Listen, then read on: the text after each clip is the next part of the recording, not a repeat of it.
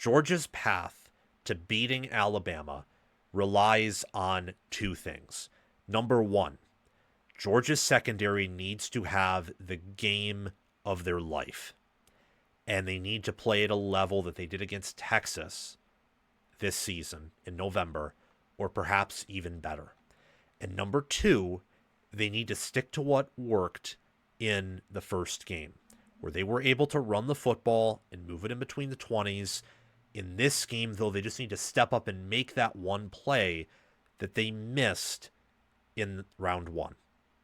That's Georgia's path here to beat Alabama. There's a reason why Georgia is only a 2.5-point favorite against the Crimson Tide. The dominant ground game is what worked for them in round one, where they ran for close to 200 yards, ran for 200, I believe, maybe even more than that. They averaged around 6 yards per carry. This is a classic 3 yards in a cloud of dust rushing offense. They're not the prettiest from a yards per carry angle, even from a success rate angle. But when you look at the overall rushing offense that Georgia has with Nate Frazier and with Josh McCray, the Bulldogs this season, they are averaging 4.78 yards per carry with a 42% rushing success rate and a 0.04 EPA per rush. It has waned. It did a little bit against Georgia Tech. It was not incredible against Texas, but they have shown at times this year they can have a very dominant power rushing attack where they don't ever get explosives pretty much, but they can consistently pick up 3-4 yards when needed. And their offensive line is improved, especially in the run blocking department from where it was last year. They have a suffocating run defense. They only have 3.64 yards per carry, which is fifth. And where that matters is while Alabama doesn't run the football a lot, and Alabama matches up well with Georgia through the air, they are going to run the ball. It's not like they're never going to run the football.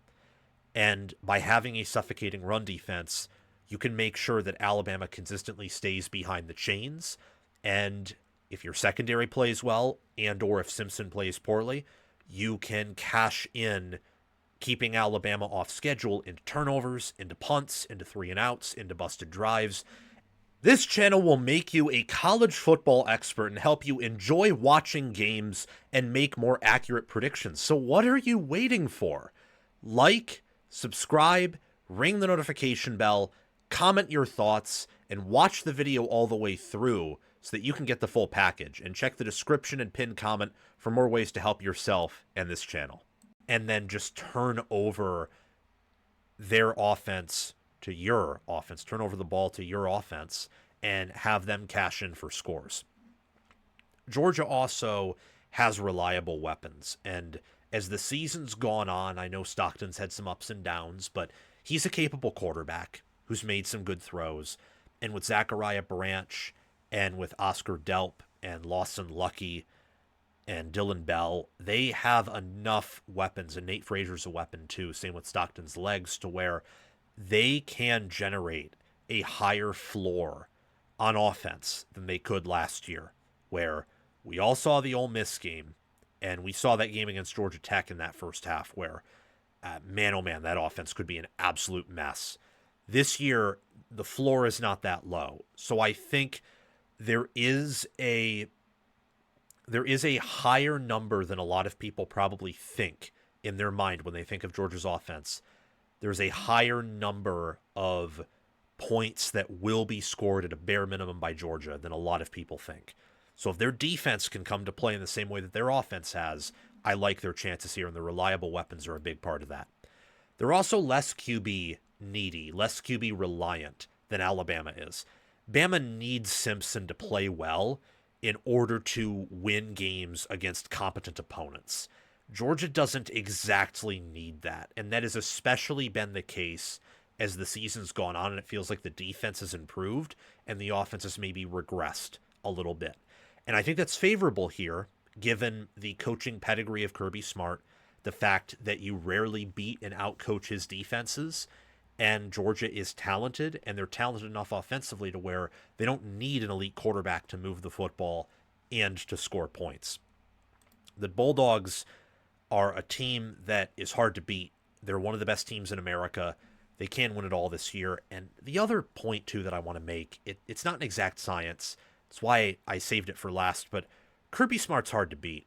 And he's hard to beat twice in a row.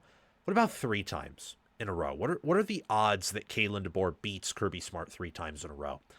It helps that he's had matchup edges in each of these 3 games, including this one. But it would not shock me at all if Kirby Smart was able to pull this game off and win this game, especially given, look, Texas was favored over him twice last year, and he beat him. And keep in mind, they almost beat Alabama this year. They were so close. And Georgia, as the season's gone on, has improved on defense. And I would say since that game, Alabama has probably regressed on the offensive side of the football.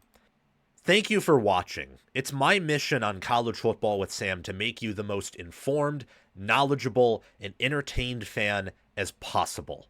We aren't perfect, but we hit the nail on the head more often than we hit our thumb with the hammer.